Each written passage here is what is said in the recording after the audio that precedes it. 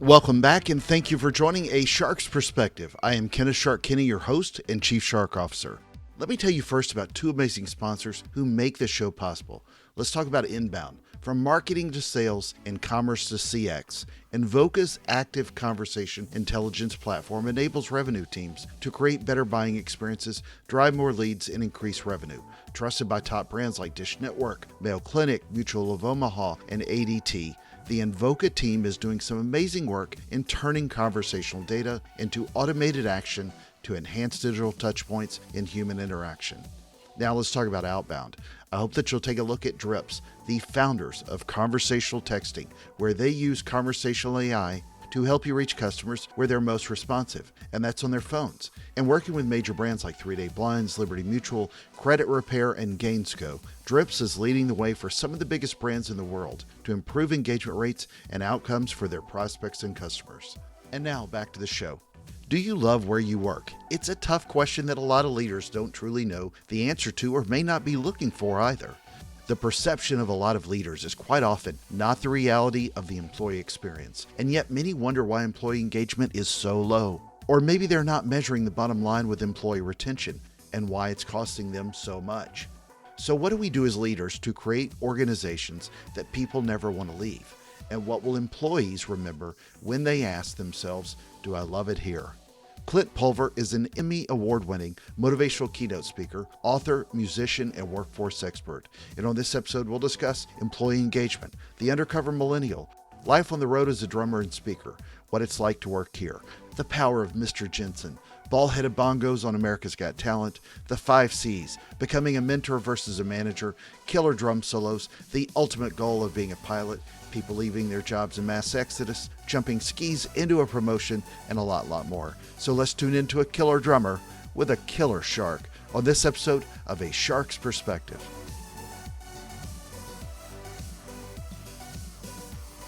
Clint, thank you so much for joining us today on A Shark's Perspective. Tell us a little bit about your background, your story, your career to date.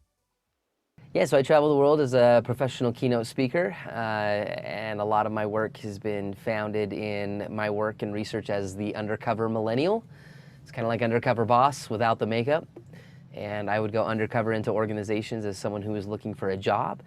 And now we present on that research that I've done for the last 5 years, and also been a professional musician for 23 years and play the drums, and also a husband and a father to 2 beautiful little girls that I just love and adore. 2 most important jobs at the end. Yes, save the best for last. Absolutely. So knowing of your speaking background and your success there, and we're going to talk a lot about employee engagement in your book. I love it here. But your background in particular with drums, that started, I understand, as a kid, and that also resulted in a little documentary you made that won an Emmy. Correct. Tell us a little bit about that. Yeah, so I was the kid in school that always just had a hard time sitting still. I still have a hard time sitting still. I would always just tap, I would always move, and everybody saw that as an issue. They saw that as an annoyance, and I had a teacher named Mr. Jensen who said, I don't think he's an issue, I don't think he's a problem, I just think he's a drummer. And he created a moment that changed my life forever, handed me a pair of drumsticks, and made me promise that I would keep those sticks in my hands as much as I possibly could. And that was 23 years ago, and because of that moment when somebody believed in me and saw something in me that I didn't even see within myself, it changed everything for me. I wrote a completely different story and have become, I think, a different person than I would have had that moment not occurred. So out of curiosity, were you diagnosed with ADD or ADHD? I mean, by people that maybe didn't know at first that it was just a tapping? Yeah, so when this happened, this was during the time of the rise of ADHD and medicating kids, and they gave it a name. And so I have never been clinically diagnosed, but there's a possibility. I don't know. I think there's a lot of misdiagnosed kids as well that have been diagnosed with it, but they just have, a lot of energy, or I don't know, everybody kind of looks to give something a label. We want to define things very quickly in this world. So I don't know if I do, I don't know if I don't. I do know that I have a hard time sitting still. I do know that I love to play. I do know that I love the sound and rhythm, but does that equate to ADHD? I don't know. So you took that affinity for drumming and you turned that into a professional career. You also played bongos on America's Got Talent. Yep, this is true. So what year was that, and what kind of success did you see out of that? Yeah, so America's Got Talent was a pretty funny thing. I never auditioned for the show. I didn't want to necessarily be on the show. They reached out to me as a, semi famous drummer and asked if I would come and be a part of this. And yeah, America's Got Talent is a funny thing. We went directly to the main stage in front of all the judges in national television, and they wanted me to play bongos on a bunch of bald guys' heads. And I was like, okay, sounds cool. And I went out and did that, had a blast. It was so fun. I met so many. I think if you could have the chance to go and just hang out in the waiting room where they keep all of the talent for America's Got Talent, you would have stories for the rest of your life. Oh, I bet. Like the people that were waiting, and that was the highlight of the whole event. I mean, I was in there, we were there for like 6 hours, waiting, being interviewed. The producers would come talk to us. They'd call us back. We'd do some filming, but everybody's there that's on the show. And I mean, it was just, I mean, there was a guy that had a pig. There was a lady that had birds. This tattooed chick that like danced on glass. People that were blind, gymnasts, circus people. Like it was crazy. And so just meeting those people, having that experience, performing in front of the live audience, being on camera, and to say that you've been on America's Got Talent, that's fun. It's a unique experience that not very many people can say they've had. So what made you move into being a keynote speaker as opposed to a career in the music industry with your passion of drumming? Yeah, it's kind of a hard question to answer because it's kind of like threefold for One me. is may pay better. Yeah. That there is some truth to that.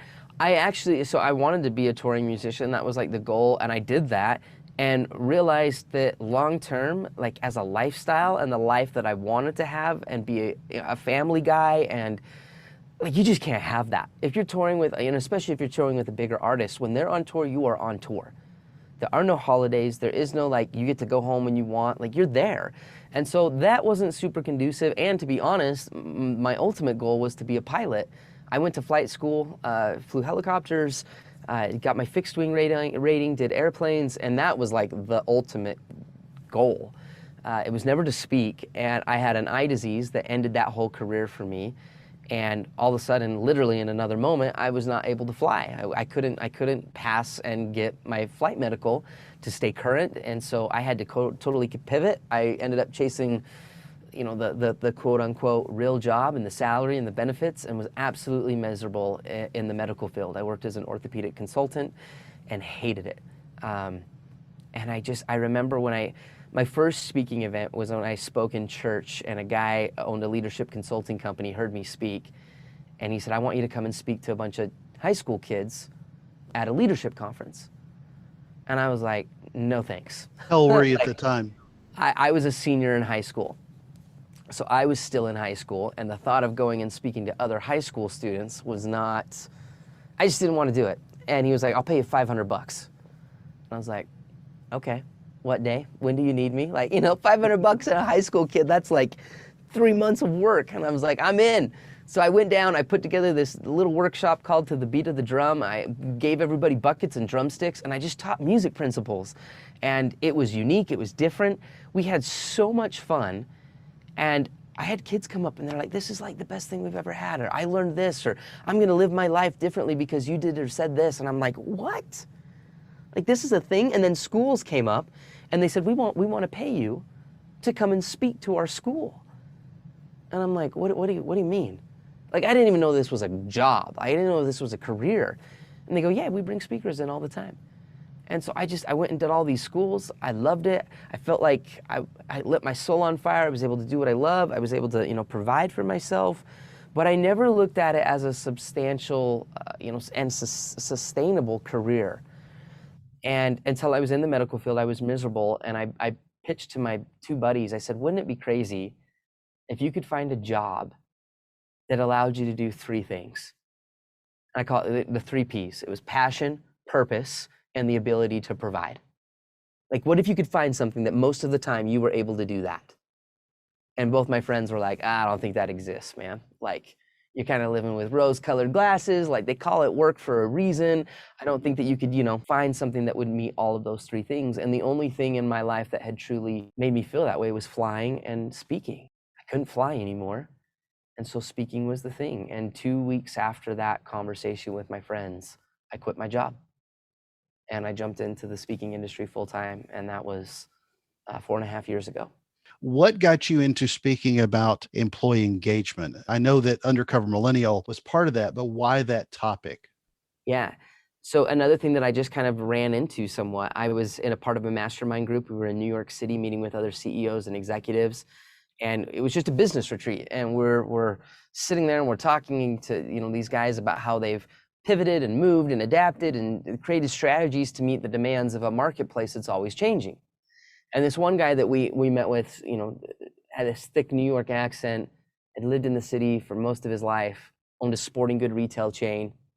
And I'll never forget, he said, you got to adapt or you're going to die. If you don't adapt in business, you're going to die. And I was like, wow, okay. And then I just asked him, I said, so what about management? What about like people? Have you felt the same need to adapt and change?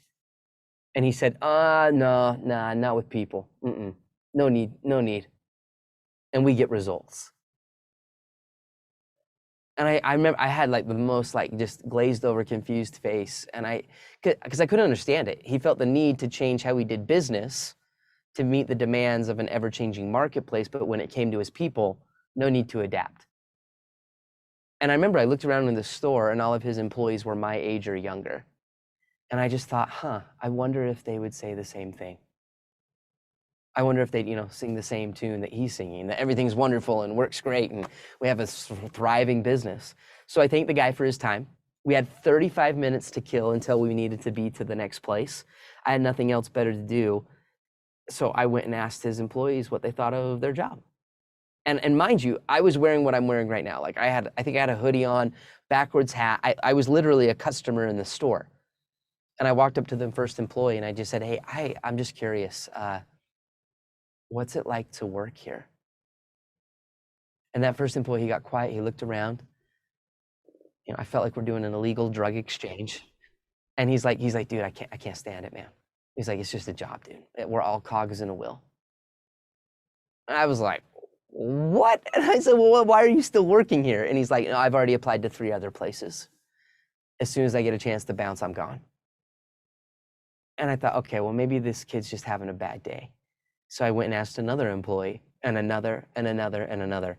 Long story short, I interviewed 6 of his team members. And at the end of those 6 conversations, 5 out of the 6 of his employees said they would not be working for this guy in his store in less than 3.5 months. And it was a light bulb moment. It literally just, I sat there and I thought, my gosh, what if he could know? He has no clue. The perception of leadership versus the reality of the employee experience. But it was crazy to me that they were so honest with me. They were open with me because of my age and because I just was a customer. There was no incentive, there was no consequence. I was just me. And I thought, what if I could do something here? And I started to shop it around and market it and talk to business owners and CEOs, and I started doing it more and more and more. And I would go in as a potential hire, as someone who was just looking for a job. I'd walk into a Verizon store, a Chick-fil-A, a Walmart, and I'd just go up and say, hey, I'm just curious. I'm thinking about applying. What's it like to work here? And they tell me everything. And over the 4.5 years that we've done this, we've worked with 181 organizations, over 10,000 employees that I've interviewed undercover. And that's what the new book that just released is all about. Have you been found out by anybody beforehand? Did anybody recognize you at all? Yeah, that's a great question. And the answer to that is no. I've had people question why I'm asking so many questions. Yeah. That has happened. Because there are some times if I have cop? Somebody. Yeah. Because it's a balance of like, okay, how do I really extract the information I'm trying to get in the most authentic way possible, but also still make this seem natural and real. So that has happened, but I've never had someone that's like, oh yeah, you're Clint Pulver. I saw you on America's Got Talent.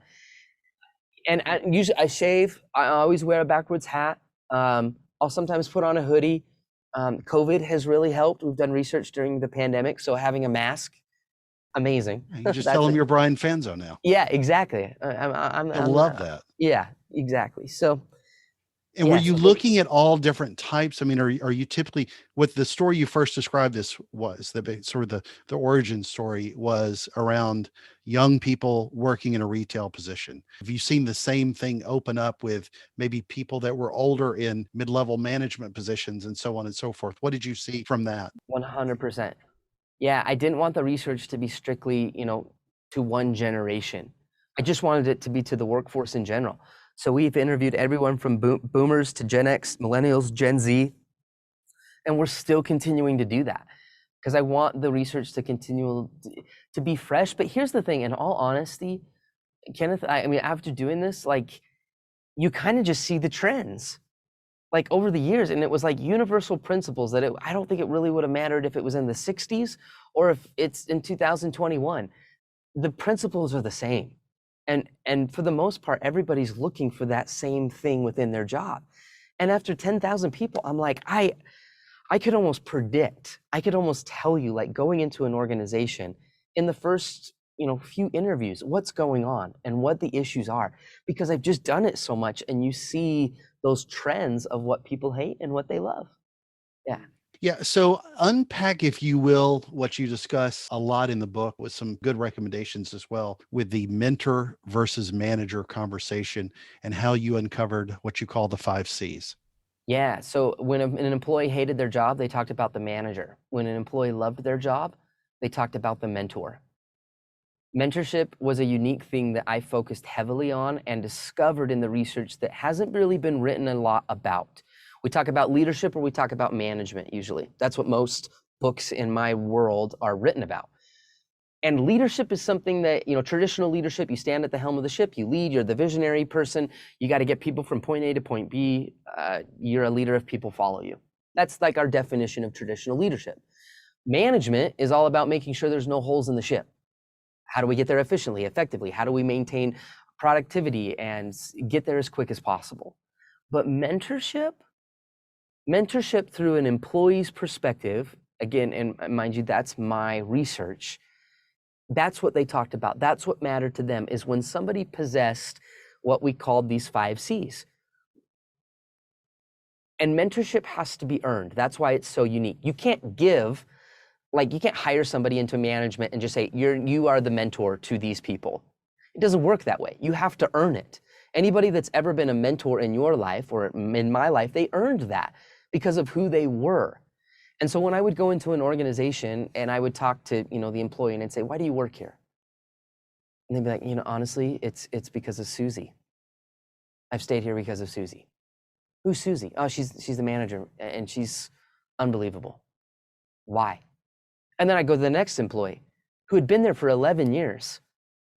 And I'd say, why do you stay here? And he goes, oh, I was at another tech firm, but Susie came over here. We used to work together. She jumped ship and I followed her over. Why? When I would find these significant leaders who earned the right to be a mentor in the eyes of their employees, we narrowed it down to these 5 C's. They were confident, they were credible, they were competent, they had the ability to display candor, and then the 5th C is they had the innate ability to just care about human beings. Those 5 C's. And it was the highest form that we could trace back when an organization had the highest amount of retention, influence, loyalty, engagement, productivity. It was because a manager became a mentor, because that person who was in charge, who was in the leadership position through the eyes of their employees, was someone they looked to and said they're confident in who they are and what they do. They're confident in their ability to get me where I want to go. They're also credible. They've got a background and a history and a resume that supports the thing that they're doing and what they're teaching me to do. They're also competent. They're not the manager that's sitting in the back of the room calling the shots saying, do this, do that. No, they're a practitioner. They're someone that jumps in that can actually do the thing that they're teaching me to do. Candor, they had the ability to create relationships so strong that honesty could exist. They understood, I got to give it to you straight, and I'll always give it to you straight. But they also made the deposits of trust through caring, where they could make those withdrawals. They could have the honest conversations because they cared. They became advocates, not just developers. And in doing so, it changed everything. It was beautiful to see, beautiful to watch. So here's what I think, or maybe rather, I believe, at least having been a manager, but I believe that a lot of managers check each one of those off and think they're doing each one of those 5 C's well. Yes, And oblivious or not, one side or the other will be absent from the reality that the other one sees because it's their unique perspective. But at correct. the end, and I'm curious if you came across this with companies that you work with that did this, a lot of companies may discount this because they just need to get stuff done. And they may think this person is a driver, which was part of my problem is I drove and I had great success Yes. in my organization with the numbers always look good. But at the same time, yeah, I mean, I was driving myself crazy as much as everybody else. Yep. This is a problem with every company everywhere. They all have some issues like this. But I think sometimes that, or most of the managers are oblivious to what their employees think. And then also the company, which is part of that equation, really just wants the numbers to be good. And do they care enough about employee retention? Yes. And while we look at the numbers of profitability, I would ask at the same time to look at the numbers of retention and what it's costing your Yeah, which has a organization. real cost. Yeah. Massive cost. And most people never look at that. When they talk about the bottom line, when they're looking at their P&L statement, like they don't factor in when They 30 look at people, they look at when spend 30 versus people left cost. last. Exactly. Exactly. And so it's easy to get focused on, well, productivity and numbers, and we got to drive, we got to hit our numbers and quotas and sales and profitability and all that. But they're not considering, not just when somebody leaves, but also when an employee mentally checks out and stays. What that is costing in morale and productivity and efficiency. So there's a whole nother lens that I think needs to be considered and looked at. And most organizations consider employee turnover as just a paper cut. It's like, nah, easy come, easy go, without realizing what could change and what they would reap on the numbers side if they just changed a few things. And companies are doing better. I can honestly say that because they're realizing to stay effective in the recruitment process and to retain people, they have to, because too many organizations are adapting and changing to this, and they're keeping people and retaining people. And yeah, it's adapt or die for sure. One of the things you talk about in those 5 C's that I really thought about a lot after reading the book was credibility and how each person, I mean, it's almost like companies and brands, people want to believe in something, they want to see that you've done it. What should a leader do to motivate someone to do their job, to perform well, to be happy in their role if they haven't earned that street credibility, if you will, in employees, but they earned it from a company? Because it could be that senior management saw something in young Clint and he hasn't run a basket weaving organization, Yeah. for a terrible example, with that specific expertise, but they just know they can get stuff done and motivate that team. And it doesn't always work that way. But I get completely why the company may see something in young Clint and the employees see no experience in Clint, and then it becomes a friction point. And it happens all the time because a lot of people get promotions that Correct. feel like they're jumping over their skis a little bit, but it's not. Sometimes you need somebody that's just loyal to the company and you feel like they're going to get some good performance out of the rest of the team. Yeah. There's a lot of different ways to do it. There's a lot of different examples. I remember one CEO, he said at every orientation, he would show up when they would bring in new hires. They would sit their manager in front of the new team. And then that CEO would be the person who would literally go through all the 5 C's and tell all of the new employees why this manager was the mentor, why this manager was credible, why this manager might be younger than you, but let me tell you why we put them in this position. Let me tell you why we support them. Let me tell you why you need to It's a listen great to them. point. Like, so having the support of upper management, I think, is critical. It always came down to standards and connection. The standards that the manager was able to uphold and the connection they were able to create with their employees. Sometimes, It yeah, doesn't have to even be a 20% even split with each one of those 5 C's. I mean, yeah, it can be a little bit of one versus the other. I just remember credibility because I do see that a lot with younger people today and what they're looking for in their leaders. yes, And sometimes it's not always the easiest puzzle to solve, and it's different anywhere with every person. And it's important to ask yourself, as you know, if you're a CEO or an owner or even an HR director, you're someone that's placing people in positions of leadership, ask yourself that, are they credible? Because it does matter to people. And I think far too often we put people in a position of management that have no business being managers, but we don't know what else to do with them, right? They're a good employee, they were awesome, so it's like, "Oh, I guess we'll just promote you into management." Doesn't make you a mentor.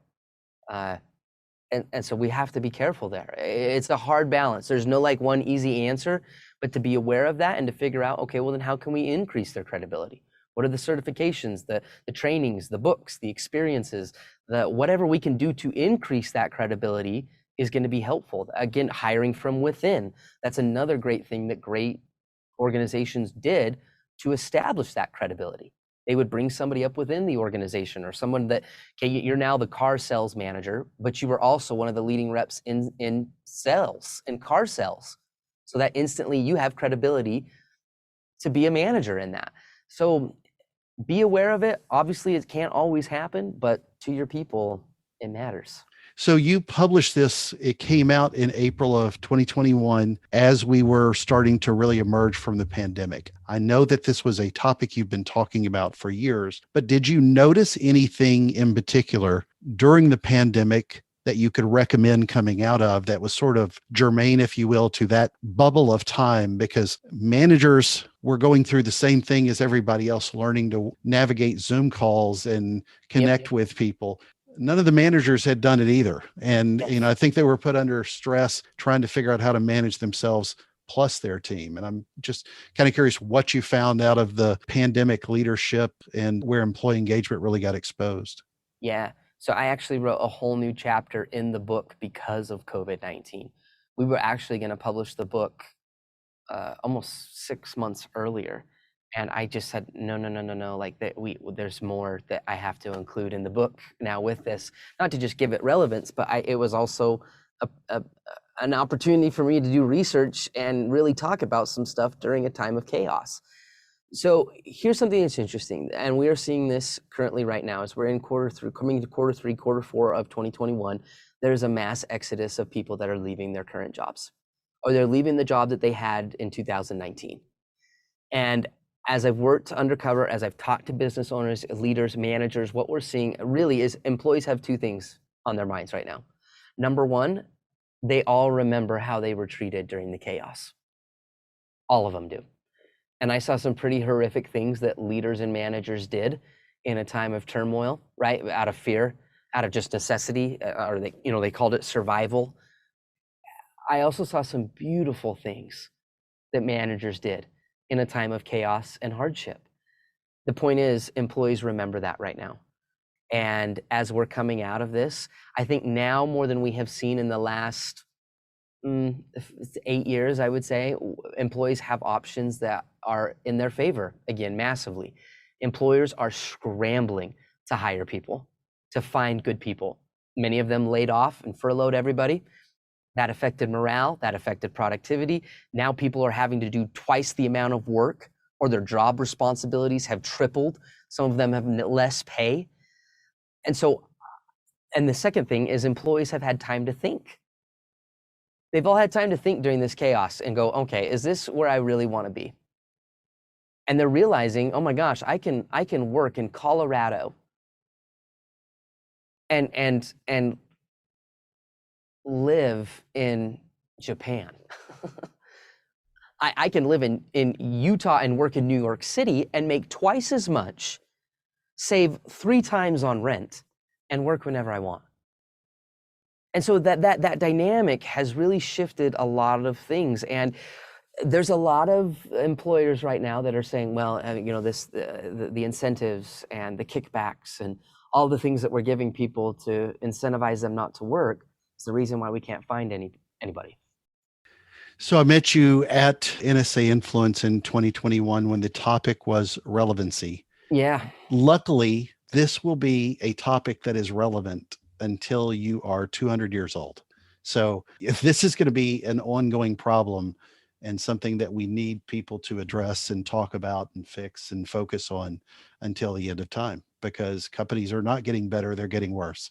Yes. So it's a good hit. So you talk about this a lot in your shows, and then you pull out a drum solo. How did talking about employee engagement and all those good things in the book and those topics, how does that tie in with a killer drum solo? Yeah, great question. So it ties into the Mr. Jensen story. It talks about, going back to that last thought of, employers are having a hard time finding people, but there's some employers that aren't having a hard time finding people right now. And is it, they just don't want to work, right? Employees don't want to work, or do they not want to work for you?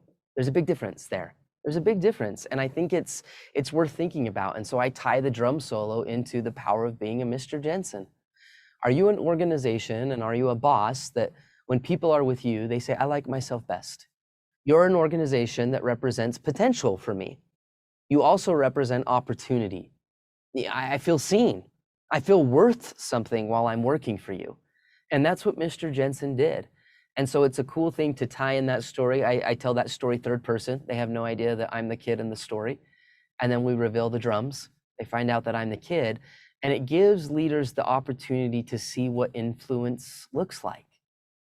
When you can step out of the monotony of the meetings and scheduling and the profitability and the margins and making sure that things are getting done and the restaurant's clean, when you can step out of that for a minute and just realize that you also have the opportunity to be a great storyteller in people's lives, to be someone who really was an advocate, to be someone who really was that mentor, someone that really helped you live a better story, someone that helped you get to where you wanted to go. Like, you can be that role.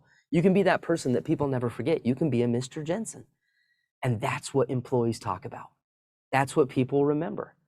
And that's how we tie it in. And we sit there and we rock the house with a drum solo. And the hope is to spark and wake managers up to go, okay, my goodness, I need to do a little better. I can make a little bit more of a difference. And in the long run, it's gonna help me as a manager as well. Okay. Well, Clint, you're in the great state of Utah. I ask everyone who's a guest, there's no sharks in Salt Lake, but you've got young children, so you'll appreciate some form of a shark story. Doesn't necessarily have to be diving with them like I do, but I ask everyone who's a guest, what is your favorite kind of shark and why? I would say Probably baby shark right now. Yeah, baby shark. I would actually go with the black tip shark. Good choice. Yeah, black tips. First shark that I ever learned as a kid. It was a shark that I saw at SeaWorld. Yeah. And I'll never forget. Yeah, the first time I saw a black tip shark. And Nice. so yeah, that's a good choice. Well, Clint, it's a special time in the show. Are you ready for the 5 most interesting and important questions that you're going to be asked today? Yeah, I'm stoked. All right. Number 1, speaking on stage or performing the drums on a stage. And I know that you do both together, but if you had to pick one baby, which would it be? Speaking on stage. Speaking on stage. Hands down. Why so? Because the drums, when I'm playing on stage, like if I'm playing with a band, it's fairly predictable, fairly structured. Speaking, it's like golf. It's fun to play, but you'll never master it. And I enjoy that opportunity to strive to master that every time I'm on stage. And that is more fulfilling to me than playing a chart or written out music. All right, number 2. Which of these two do you think of as a better drummer in history? John Bonham of Led Zeppelin or Neil Peart of Rush? John Bonham. I was going to ask you John or Animal from the Muppets. Who is the Animal for sure. Yeah, but I ended up going with Neil Peart of Rush, and yes. I would agree with John Bonham as well. All right, number 3, a more favorite drum set brand, Ludwig or Pearl? Ludwig. Okay. Number 4, being an author of a bestseller or appearing on America's Got Talent, playing the ball-headed bongos. America's Got Talent, hands down. Why so?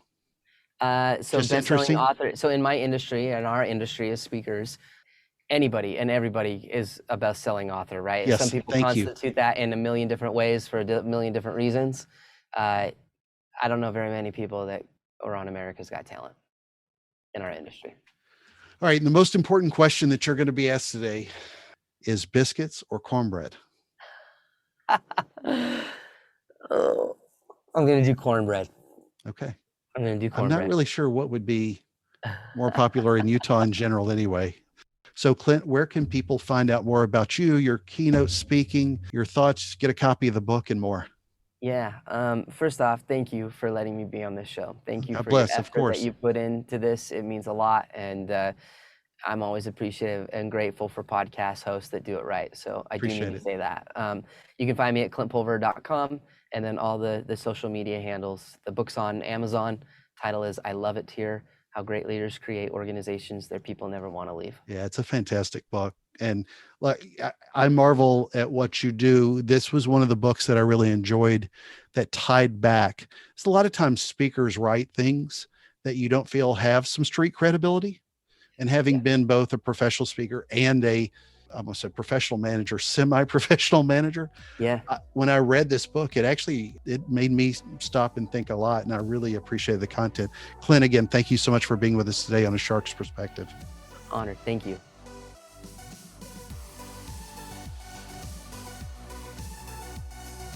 So there was my conversation with Clint Pulver, an Emmy Award-winning motivational keynote speaker, author, musician, and workforce expert.